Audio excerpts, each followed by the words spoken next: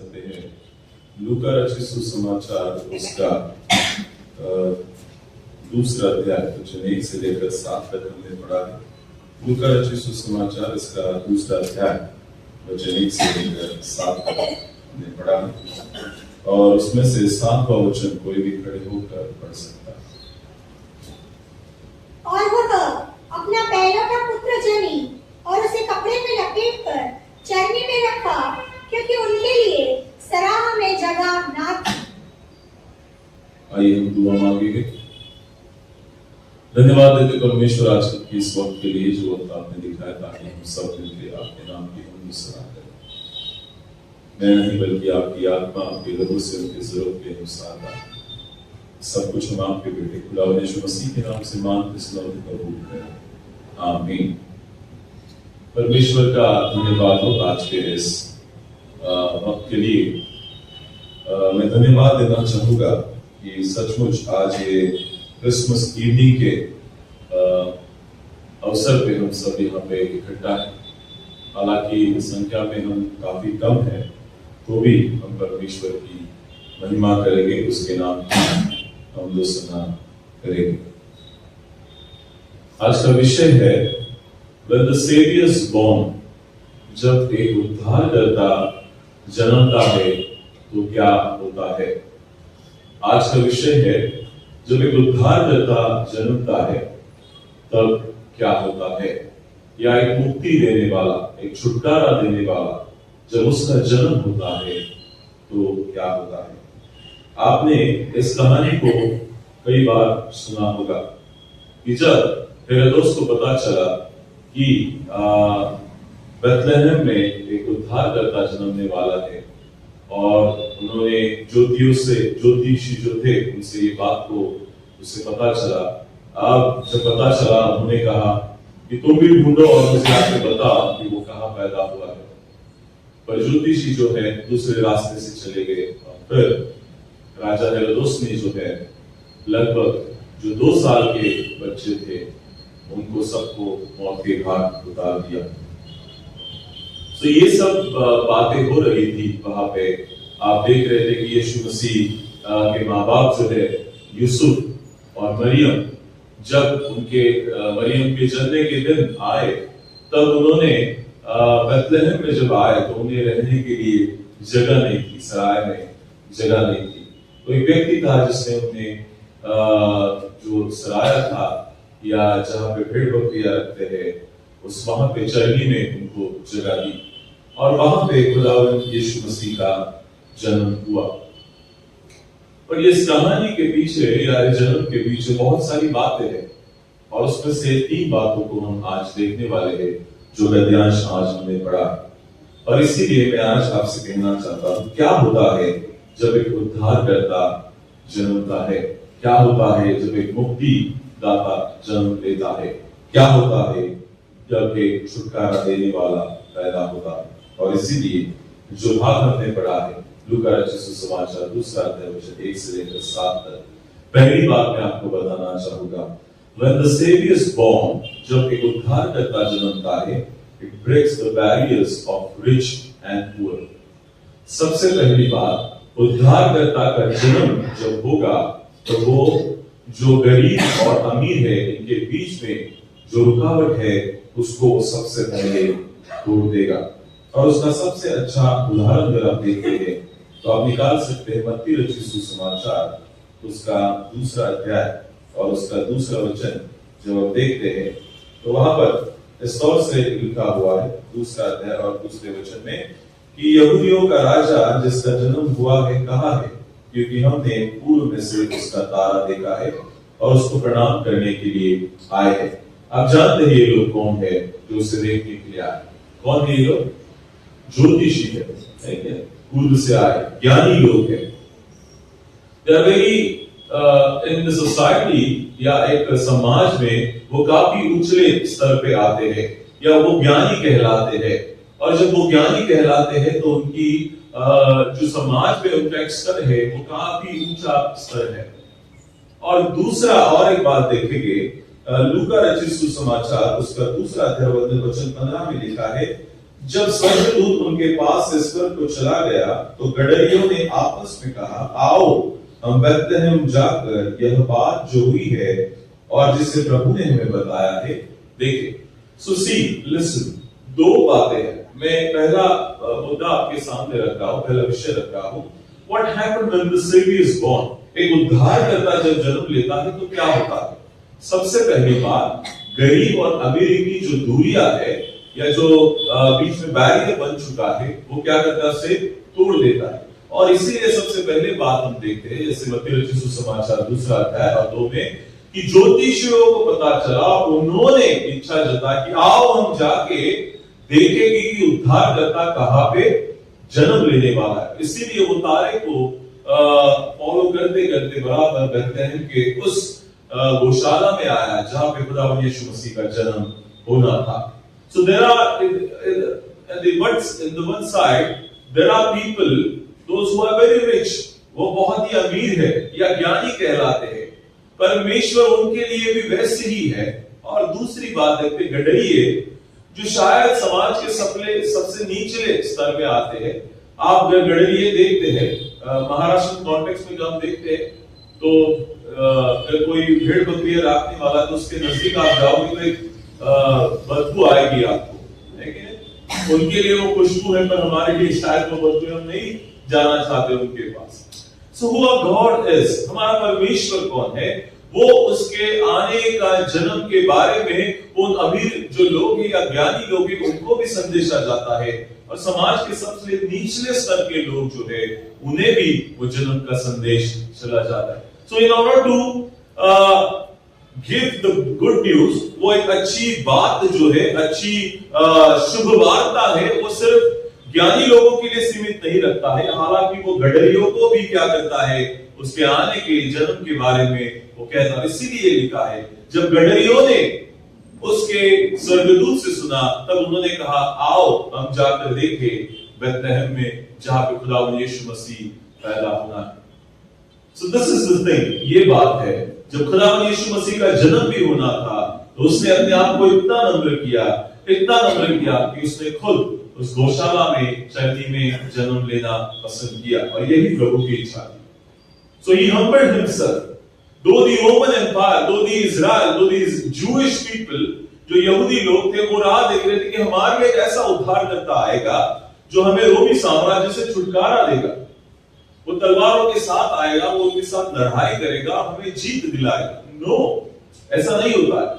पर चित्र कुछ अलग है। खुदावंद यीशु मसीह जो अभिषिक्त है, जो मसीहा है, जो परमेश्वर का इकलौता बेटा है, जिसकी यहूदी लोग राह देख रहे थे, वो ना कि उस घोड़े के ऊपर आया और तलवारों के साथ आया, वैसे उसका राजा के समान उसकी जन्म नहीं हुई, और उसका जन्म जो है गौशाला में चरनी में हुआ, और उनके एक्सपेक्टेशन जो है वो पूरी तरीके से बिखर गए और वो शायद नाराज हो गए। इसीलिए आज भी कहते हैं कि जो यीशु मसीह है उसको वो मानने के लिए तैयार नहीं है।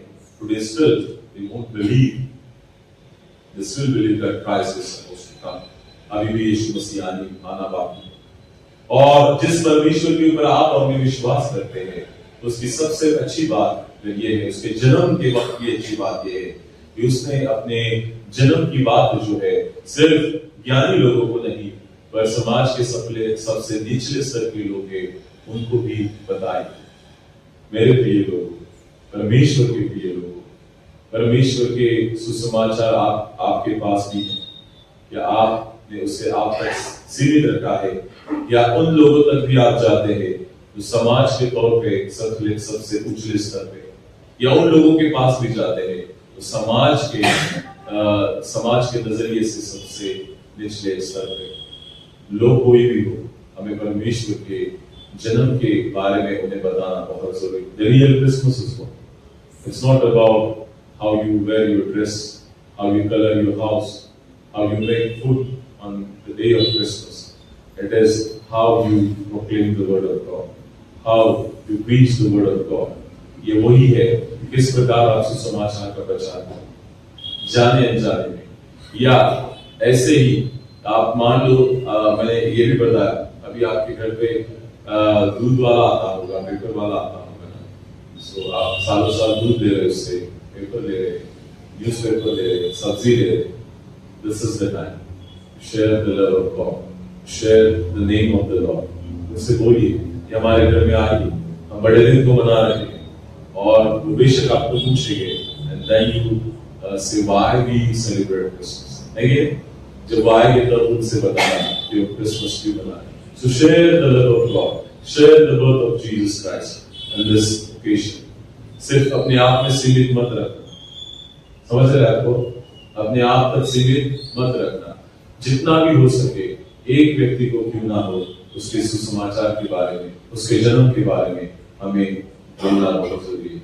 So when the saviour is born, जब एक उद्धारकर्ता जन्मता है, सबसे पहले ऊंच और नीच और बड़े और छोटे का भेद जो है वो क्या कर देता है, but it breaks the barriers of rich and poor. The second thing is, when the Savior is born, what happened? Heaven and earth rejoice. जब एक उद्धारकर्ता जन्मता है तो क्या होता है, स्वर्ग और पृथ्वी दोनों क्या होते हैं, आनंद मनाते हैं। लूका रचित सुसमाचार उसका दूसरा अध्याय वचन 14, आकाश में परमेश्वर की महिमा और पृथ्वी पर उन मनुष्य में जिसने वह प्रसन्न है शांति हो। वचन 20, वे गड़ेरिए जैसे उसने कहा था वैसा ही सुनकर और देखकर परमेश्वर की महिमा और स्तुति करते हुए लौट गए। सो दूसरी बात यह होती है, जब एक उद्धारकर्ता, छुटकारा देने वाला, मुक्ति देने वाला जब उसका जन्म होता है तो सिर्फ इस पृथ्वी के लोग ये आनंद नहीं मनाते हैं, पर पूरा स्वर्ग क्या होता है, आनंद मनाता है। The whole earth, whole heaven is rejoicing. Why? Because the Savior is born. और इसीलिए मत्ती रचित सुसमाचार उसके पहले अध्याय में लिखा है कि वो उसका नाम इम्मानुएल रखना है कि नहीं, परमेश्वर तुम्हारे साथ है। वो क्या करेगा, लोगों के पापों का उद्धार करेगा, जो पापी है उनका क्या करेगा, उद्धार करेगा। और इतना बड़ा परमेश्वर जिसकी सेवा हम करते हैं, जिसके ऊपर हम विश्वास करते हैं, जब उसके जन्मदिन को मनाते हैं तो सिर्फ यहाँ पे भी नहीं होगा, वो पूरे स्वर्ग में, इस पूरा स्वर्ग जो है झूम उठा था जो खुदा यीशु मसीह का जन्म हुआ। मेरे प्रिय, जब क्या होता है, जब एक उद्धारकर्ता जन्म आता है तब सारा जो हेवन है, ये जो स्वर्ग है और पूरी पृथ्वी है वो भी झूमती है। आज 2025 लेकिन 2025 हो गए। शायद उस वक्त का उनका रिजॉइस करने का, आनंद करने का तरीका कुछ अलग था। आज हमारा आनंद करने का तरीका कुछ अलग है। पर शायद आज कहीं ना कहीं जो हमारा विश्वास है, जो मसीहत है, उसमें एक अलग मोड़ हम देख रहे हैं।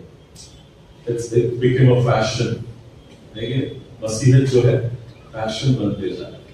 वहां पे सच्चाई को नहीं देखते, वहां पे उद्धार को नहीं देखते, वहां पे परिवर्तन को नहीं देखते, सिर्फ दिखाने के लिए हो गया है। ये जो घटना हो रही थी ये कहीं पे भी दिखाना नहीं था। They were struggling when the Jesus is supposed to born, they were struggling। जब यीशु मसीह की पैदाइश होनी थी वो क्या कर रहे थे, जूझ रहे थे, हमें कहाँ जगह मिलेगी, हम कहाँ जाए, हम कहाँ पे हमें आसरा मिलेगा। एवरीबॉडी वाज, सब लोग जो है कहीं ना कहीं उसमें से जा रहे हैं। My dear people of God, मेरे परमेश्वर के प्रिय, how you celebrate Christmas? किस प्रकार आप बड़े दिन को मनाते हैं? It is not just a celebration. It's not just a celebration. ये सिर्फ एक सेलिब्रेशन नहीं है। It is a real thing। एक ये सच्चाई है जिसको हमें अपने आप तक नहीं रखना है बल्कि दूसरों को भी बताना बहुत जरूरी है। कल मैं किसी से सुन रहा था, शायद एक पास्टर आए थे पिछली बार और उन्होंने भी कहा, the way we dance on the road that shows where we are going। जिस प्रकार से हम रास्ते पे नाचते हैं, लेकिन और वही दिखाता है कि हमारा मसीहत कहाँ पे जा रहा है। We are not against how we dance, like we dance, but the way we dance is not good। जिस प्रकार से हमें वो करना है, शायद नहीं करें, क्योंकि दुनिया हमें देखती। सी हमारा जो अस्तित्व है, मसीह लोगों का अस्तित्व इस दुनिया में यह है, द वेरी हम्बल पीपल। ये बहुत नम्र लोग हैं, ये बहुत प्यारे लोग हैं, ये बहुत प्यार से समझाते हैं, ये मदद करने वाले लोग हैं। And the way we are coming out for this world, इस दुनिया के लिए जिस प्रकार से हम बाहर आ रहे हैं, शायद वो हमें सोचने वाली बात है।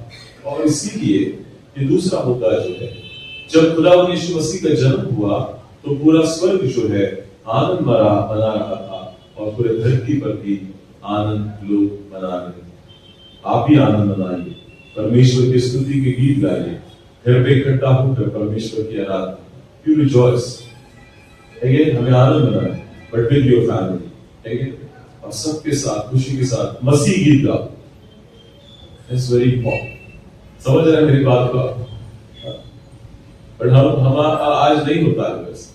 हम दुनियावी गानों पे डांस करते हैं और कहते हैं कि हमारा क्रिसमस है, will celebrate, will rejoice. No, this is not right. ये गलत है, परमेश्वर के वचन के अनुसार गलत है। आप किसका जन्म मनाते हैं वो भी याद रखना। कळतंय मी तुम्हाला काय म्हणतो? कोणत्या आमदार खासदाराचा जन्म जर तुम्ही बर्थडे असेल तर मग नाचा। जिस मसीह का जन्म आप मनाते हैं, जिस प्रकार से उसका जन्म हुआ था, एक बार याद कीजिए। See, when we come to take the part in the Holy Communion, जब हम इस प्रभोज में हिस्सा लेने के लिए आते हैं तो हम क्या करते हैं? We remember the suffering of God। हम क्या करते हैं? उस द्राक्षरस को लेने से पहले, उस रोटी को लेने से पहले खुदावंद यीशु मसीह के दुख को हम वापस एक बार याद करते हैं। और इसीलिए वो कहता है कि मेरी यादगारी के वास्ते यही किया करो। So when we remember what God has done for us, and at the same thing, जब हम क्रिसमस में मनाएंगे तब ये याद करना है कि उसका जन्म किस प्रकार से हुआ और किस प्रकार से मैं आज उसके जन्मदिन को मनाता। That is the different thing। वरना हमने शायद उसको एक अलग रूप दिया, तो हमें वापस सोचने वाली बात है, क्योंकि परमेश्वर के वचन में लिखा है, जैसे 20 में लिखा है कि गलीले ने उसकी स्तुति और महिमा करते हुए लौट गए। क्या कर रहे थे? परमेश्वर की स्तुति कर रहे थे और rejoice, giving glory to God. देवा तुला धन्यवाद, उद्वलोकी तुला धन्यवाद, तू तारा, लेकिन तू महान परमेश्वर है। आनंद मना रहे थे। What Joy you have. कौन सा आनंद आपके मन में आता है जब क्रिसमस के दिन आते हैं? हम चर्चा कर रहे थे इस बार, हम सोच रहे थे कि हम कैरल्स तो नहीं जाएंगे, तो हमारे भाई उन्होंने मुद्दा उठाया कि जब हम जाते हैं तो सचमुच जिस घर में हम जाते हैं, क्या वो मसीह के जन्म का खुशी लेके जाते हैं? Are we really mean it, या सिर्फ you just go and enjoy? वहां पे फराळ खायचं, मग केक खायचा, चहा प्यायचा, कॉफी प्यायची, मजा करायची, ये सब करके आने का। सो इससे बेहतर है कि इस बार की कैंसिल कर दो, कैरल जो है कैंसिल कर दो। If we are really mean it, why we are going to that particular house? We are going to bless this house. उस परिवार को आशीषित करने जा रहे हैं, उस परिवार में खुदावंद यीशु मसीह के जन्म के बारे में बताने जा रहे हैं। That is the main thing। वही महत्वपूर्ण बात है। और सगळं काय करण्याने का व्यर्थ आहे, सगळी हौस मौज मजा आहे, पण खरा जो ख्रिस्त आहे त्याच्या जन्माचा संदेश जर आम्ही त्या आनंदाने घेऊन जात असलो तर त्या कुटुंबासाठी तो आशीर्वाद होणार आहे। आमीन, आमीन। वो उस परिवार के लिए एक आशीष का कारण बन जाए। But if we are just going for the sake of going, just enjoying, उस परिवार को कभी आशीष नहीं मिलेगा। आशीष लिखा है कि ये जो गड़ेलिये थे परमेश्वर की महिमा करते, स्तुति करते हुए वापस लौट आए थे। और वचन 14 में लिखा है, आकाश में परमेश्वर की महिमा और पृथ्वी पर उन मनुष्य में जिनसे वह प्रसन्न है शांति हो। आकाश में क्या हो रही है? परमेश्वर की महिमा हो रही है। तुम्हारा माहिती है आपको, यू जस्ट इमेजिन, जो अब तक स्वर्ग में था वो कहां पे आ गया है? धरती पे उतर के आया। तो अब उस स्वर्ग का मतलब नहीं रहा जब वो, मान लो कि एक अंगूठी है और वो अंगूठी जो है उसका डायमंड जो है, डायमंड जब गिर जाता है तो उस अंगूठी का महत्व नहीं रहता है। रहता है कि नहीं? माझ्या मेरे अंगूठी में 1 करोड़ का हीरा है मान लो, और वहां पे हीरा ही नहीं रहेगा, उस अंगूठी का मतलब रहेगा नहीं। शायद उस वक्त भी ऐसे ही हो गया था जब खुदावंद यीशु मसीह स्वर्ग छोड़ के धरती पे आया, और पूरा स्वर्ग जो है वो सब मिलके वो देख रहे थे कि हमारे बीच में जो एक हीरा था वो नीचे गया, और पृथ्वी के लोगों को क्या है, वो गया उसका पूरा प्रकाश का, and they are now we were rejoicing because Christ was with अस।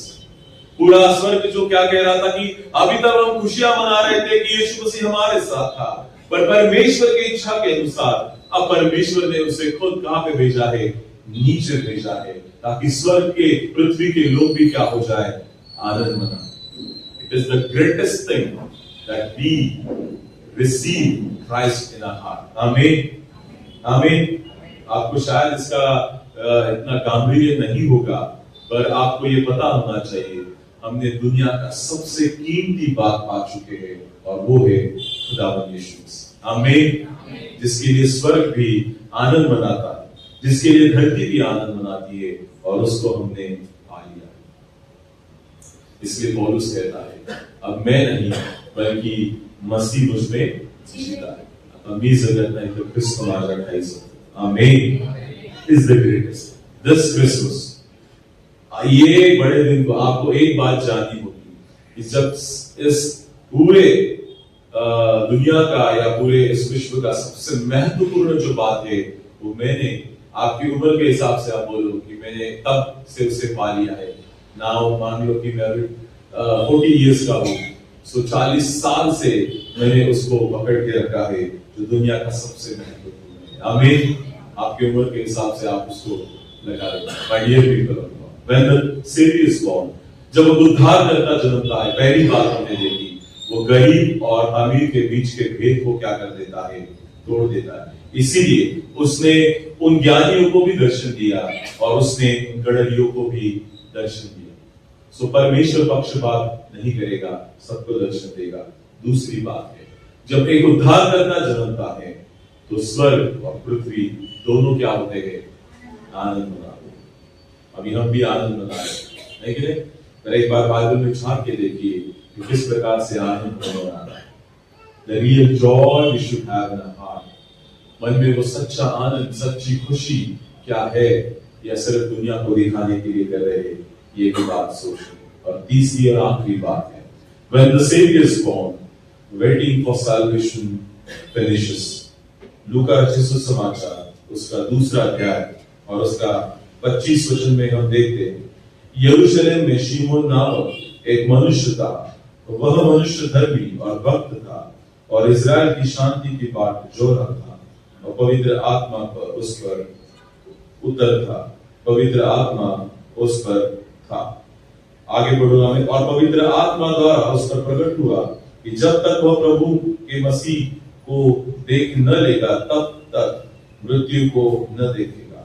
वह आत्मा के सिखाने से मंदिर में आया, और जब माता पिता उस बालक यीशु को भीतर ले आए कि उसके लिए व्यवस्था की रीति के अनुसार करे, तो उसने उसे अपनी गोद में लिया और परमेश्वर का धन्यवाद करके कहा, हे स्वामी, अब तू अपने दास अपने वचन के अनुसार शांति से विदा करता है, क्योंकि मेरी आंखों ने तेरे उद्धार को देख लिया है, जिससे तूने सब देशों के सामने तैयार किया है कि वह अन्य जाति को प्रकाश देने के लिए ज्योति और तेरे निज लोग इजराइल की महिमा हो। परमेश्वर का वचन कहता है जब एक उद्धारकर्ता जन्मता है तो जिसकी आज तक हम बाट जो रहे थे, वो हमारी बाट जोना या अभी तक वेट करना वो खत्म होता है। यहाँ पे एक व्यक्ति के बारे में बताया गया है, यरूशलेम में शिमोन नाम का एक व्यक्ति, and is very righteous person. वो बहुत धर्मी है, और धर्मी होने के नाते वो खुदावंद यीशु मसीह की राह देख रहा है। और बाइबल में लिखा है कि जब तक वो उस मसीह को देख न ले, उस परमेश्वर के मसीह को देख न ले, तब तक वो मृत्यु को नहीं देखेगा। जब तक वो यीशु मसीह को नहीं देखता है तब तक उसकी मृत्यु भी नहीं हो सकती है, और जब उसको देखेगा तब उसकी मृत्यु हो जाएगी। और ऐसे जो सोचता ही है तो यरूशलेम में मरियम और यूसुफ जो है यीशु को लेके आते हैं। And when he sees that, जब उसे देखता है तो परमेश्वर का क्या करता है, धन्यवाद देता है और कहता है अब मैं शांति से जा सकता हूं। Now I can go peacefully. Why? Because मैंने अपनी आंखों से इस उद्धार को देख लिया है जिससे तूने सब देशों के सामने तैयार किया। मराठी में बहुत अच्छा वाक्य है कि माझ्या डोळ्यांनी त्याचं कारण पाहिलेलं आहे। आमीन, आमीन, आमीन। क्या आप उस उद्धारकर्ता की राह देखते हैं? If you are waiting for Christ, if you are waiting for Christ, अगर आप यीशु मसीह के लिए राह देख रहे हैं, मैं आपसे कहना चाहूंगा वो निराश नहीं करेगा। आमीन। एक बार तो वो जन्म ले चुका है, बच्चा बन के आ चुका है, और अब जब आएगा तब वो बादलों के साथ हमें लेने के लिए आएगा। And if you are waiting, if you are like Simon, अगर आप उस शिमोन की तरह है जो उसकी राह देख रहा, मैं आपसे कहना चाहूंगा आपकी निराशा कभी भी नहीं होगी, परमेश्वर जरूर आएगा। आमीन। और शायद आप इस दुनिया से चले भी जाए, आप मिट जाए, उसके बावजूद भी जब वो आएगा तब आपकी सुधि लेगा, आपको नाम से पुकारेगा और आप स्वर्गलोक में उसके साथ चले जाए। इफ परमेश्वर यीशु मसीह का दर्शन अगर शिमोन को हो सकता है तो हम में से हर एक व्यक्ति को हो सकता है जो बड़े विश्वास के साथ, दृढ़ता के साथ उसकी राह देख रहा है। Don't give up.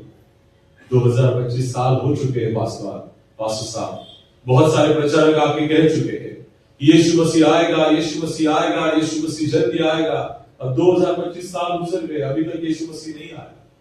नो, जब उसने कहा है वो जरूर आएगा।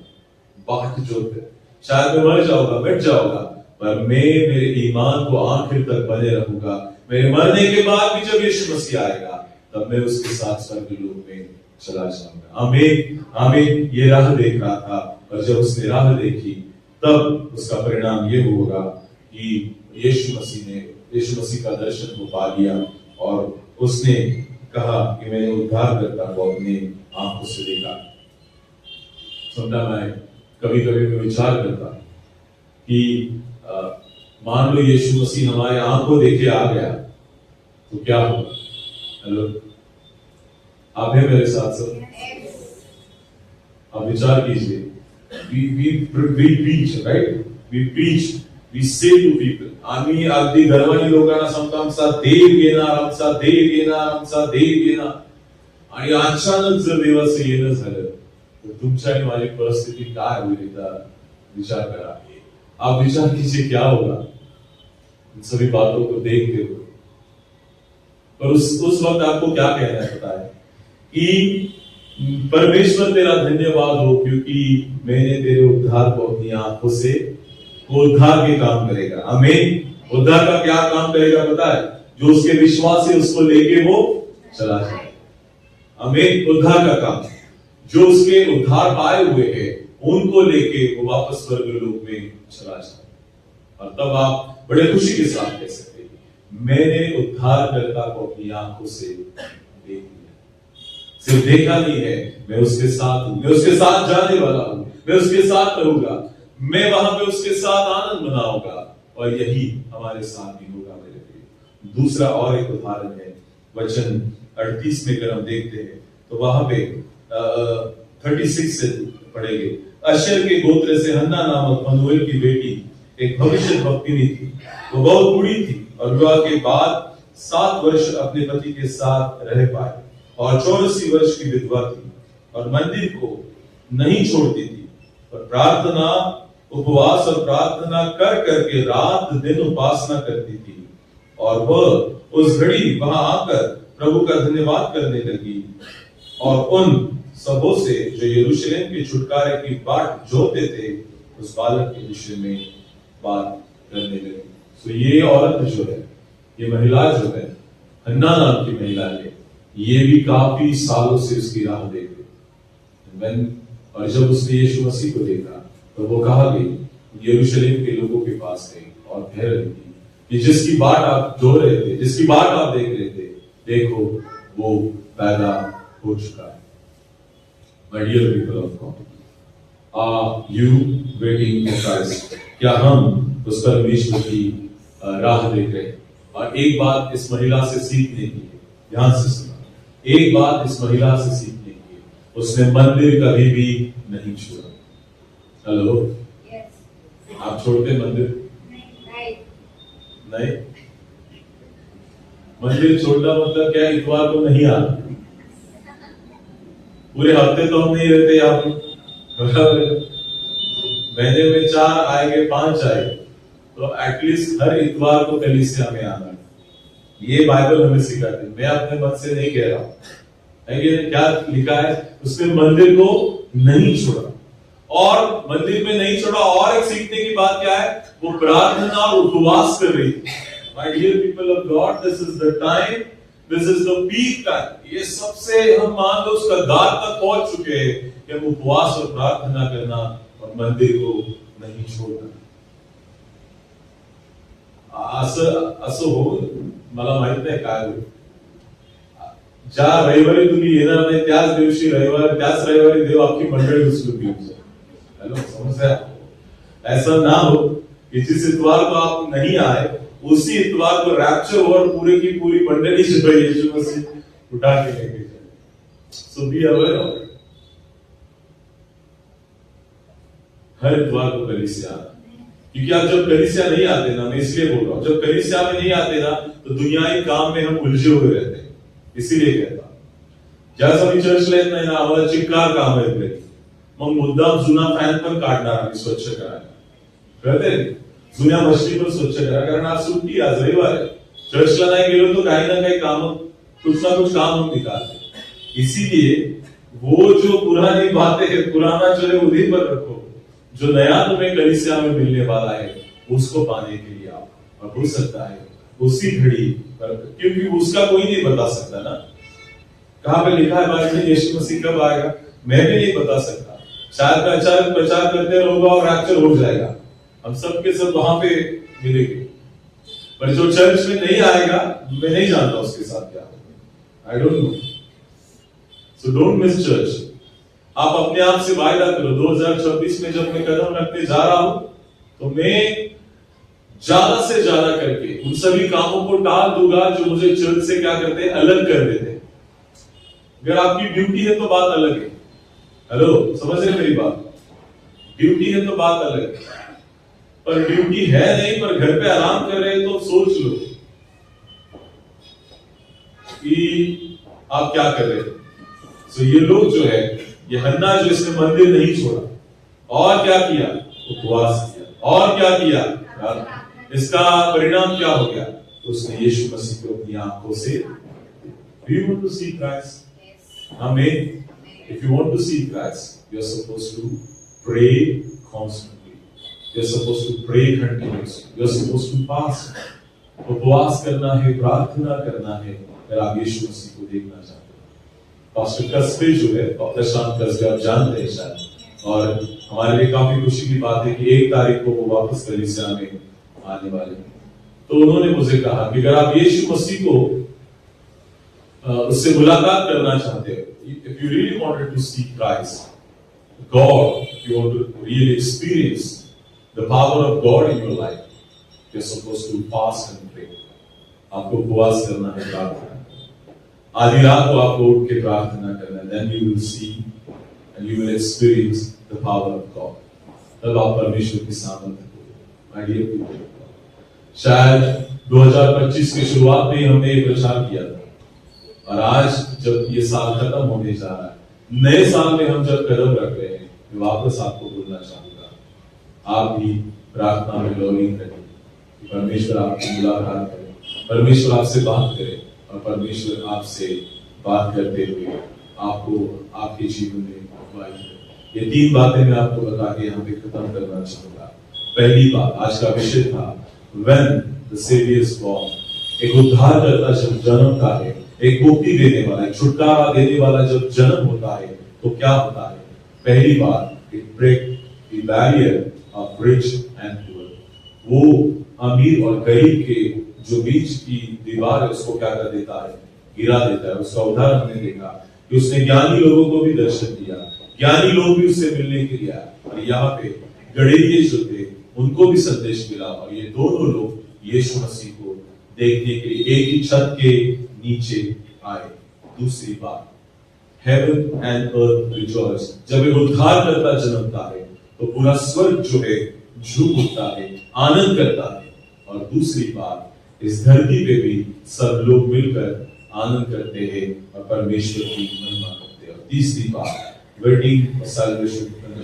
जब एक उद्धारकर्ता जन्मता है तो हन्ना जो स्त्री थी उसका राह देखना खत्म हुआ, और शिमोन जो था उसका राह देखना खत्म हुआ, और वो कहते हैं कि आज हमने अपनी आंखों से उद्धारकर्ता को देख लिया है। वो दिन बहुत जल्दी आने वाला है कि हम सब लोग उस उद्धारकर्ता को अपनी आंखों से देखने वाले हैं। और मैं विश्वास करता हूँ कि वो उद्धारकर्ता आपके जीवन में भी काफी साल पहले उसका जन्म हो चुका है, और हमें एक आशा दी गई है कि एक दिन आएगा कि हमारा ये राह देखना खत्म हो जाए। आमीन। इफ यू आर स्ट्रगलिंग, अगर आप आपके विश्वास में बहुत ही कैसे ना कैसे करके अपने आप को आगे लेके जा रहे, समझ रहे मेरी बात को? So difficult for us, may be it's so difficult for you. आपके लिए काफी मुश्किल होगा कि विश्वास में बने रहे। पास्टर में बार बार गिर जाता हूं, मैं कहता हूं कि मैं नहीं करूंगा पर मैं वही करता हूं। पास्टर में नहीं करूंगा, वापस गिर जाता हूं, पर मैं वापस एक बार अपने आप को संभाल लेता हूं।